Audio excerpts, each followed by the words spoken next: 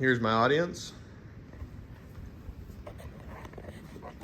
Hi, my name is Patrick Monahan, and I'll give an informative speech on the FIFA World Cup.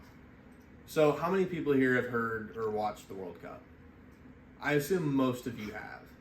Hunter has. The World Cup happens every 4 years during the summer on most occasions. Past one didn't. And is widely considered to be one of the largest sporting events in the world, hinting the name. Countries from all over the world make their best soccer teams composed of only people from their country, and they have to be citizens of that country.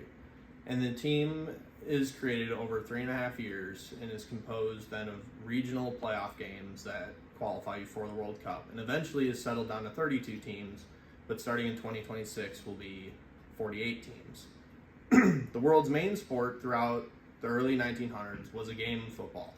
And I'm not talking about the American counterpart where people smash into each other and compete with a leather ball. I'm talking about a sport that was played by some of the poorest and richest countries in the world and is widely known from as far south as Argentina and as far north as Russia. The first World Cup was hosted in Uruguay in the summer of 1930. Uruguay also beat a South American team that year, Argentina, 4-2.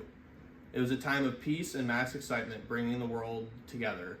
And the following two World Cups, one held in Italy, followed by Paris, were both won by Italy. In the 1930s, the ironic comparison between a modern football and the game of soccer was they both used a leather ball stitched together. Moving forward into the 1950s, 60s, and 70s, one of the biggest names in sports history came onto the scene at the young age of 16 and competing for Brazil. His name was Pele, immediately making a name for himself.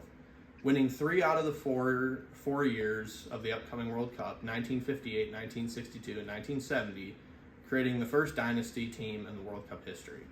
Brazil was brutally dominant and led by many of the big names of the time, Pele being the star. Brazil would go on to win two more years in 1994 and 2002, leaving them on top of the leaderboard amongst all countries in the world, still to this day.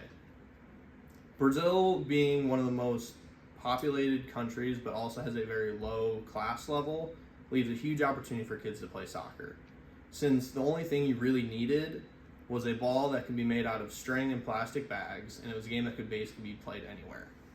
This is where the nickname the beautiful game came from.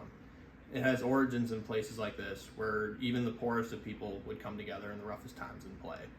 Modern day soccer is now easily the most popular sport across the world, based on the numbers and the sporting events. The World Cup has shown with the popularity with the roaring ticket prices and tens of thousands of people who flock to the games no matter where the location is.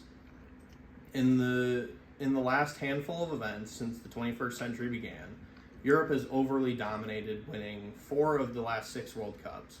With the lead sports powerhouse names like Ronaldo, David Beckham, Dembele, and many more, so many have heard and have also been extremely dominant.